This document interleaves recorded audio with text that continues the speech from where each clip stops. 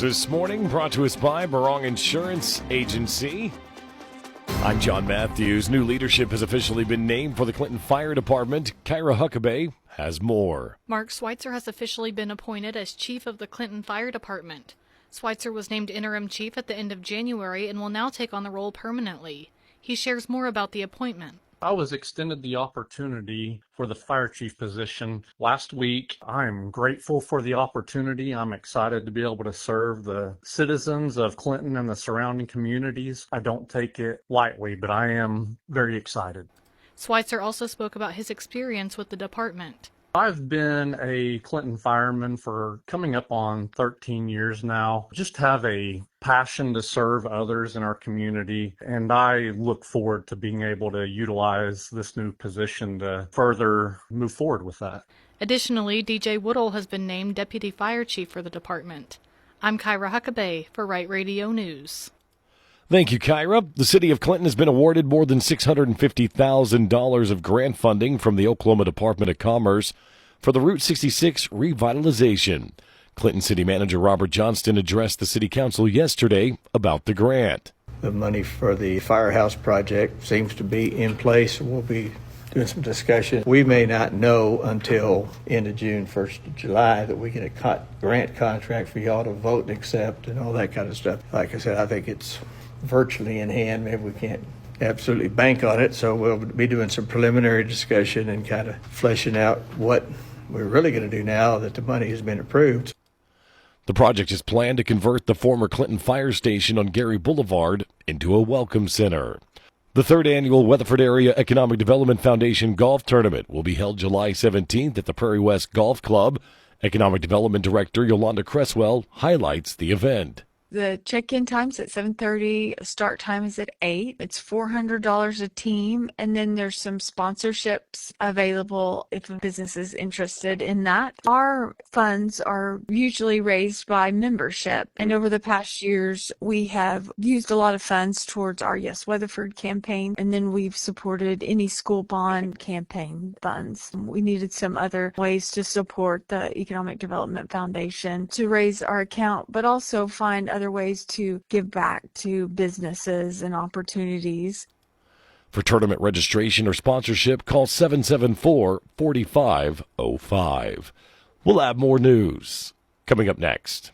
Here's Jeff Barong. As an independent insurance agent, we are not limited to just one or a few companies. We have got access to most every insurance market out there right here, from our offices in Weatherford and Edmond.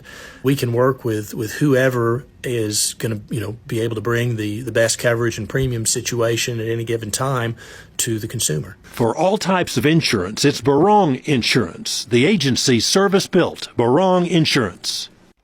Southwestern Oklahoma State University President Dr. Joel Kendall recently highlighted the engineering physics program, which is seeking certification from the Accreditation Board for Engineering and Technology. They're working on ABET accreditation, which is going to be really important. That's what Tinker and all the businesses around Tinker, they look for in terms of engineers. So we're going to get that. It doesn't change us much because we're already doing great things, but once you get that label of ABET accreditation, the employers look at that really highly. Chemistry and Physics Department Chair Dr. Trevor Ellis says the department has grown in the engineering side to service workforce demands in Oklahoma. Chris Shields of Cordell recently spoke about his campaign for District 1, Washita County Commissioner. There's little things you can do. You got to be seen out there. The public wants to see you. I've got good ideas. I've always been a hands-on guy.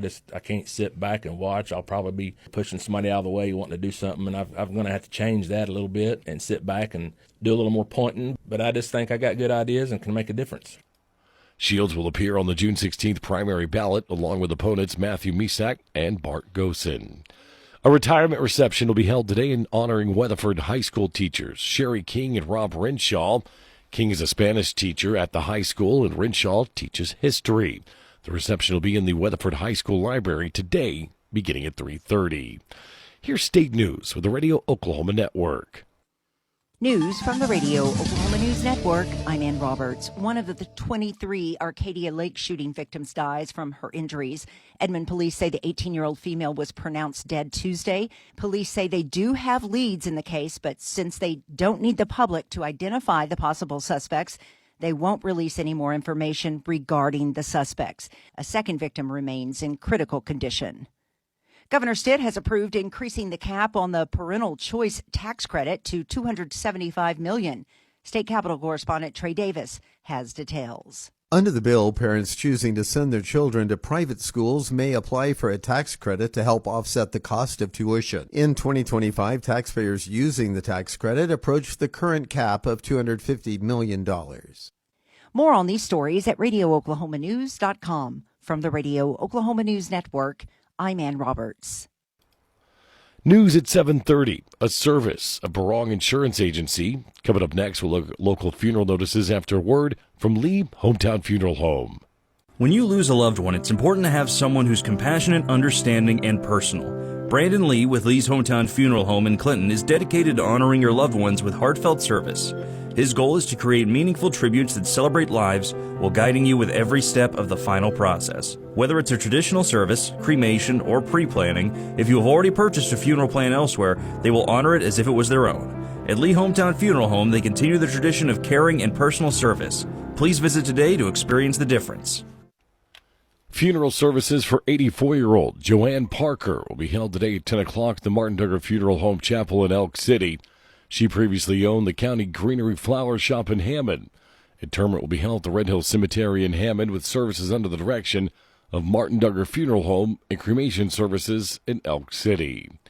Funeral services for 74-year-old Kenneth Earl Shackelford will be held today at 10 o'clock at the High Memorial Chapel of Lee Hometown Funeral Home in Clinton. He worked as a diesel mechanic. Graveside services for 69-year-old Jimmy Lynn Burden will be held on Thursday at 11 o'clock at the Clinton Cemetery in Clinton. Services under the direction of Keesaw Lee Funeral Home in Clinton. Today's funeral notice is a service of Brandon Lee at Lee Hometown Funeral Home in Clinton.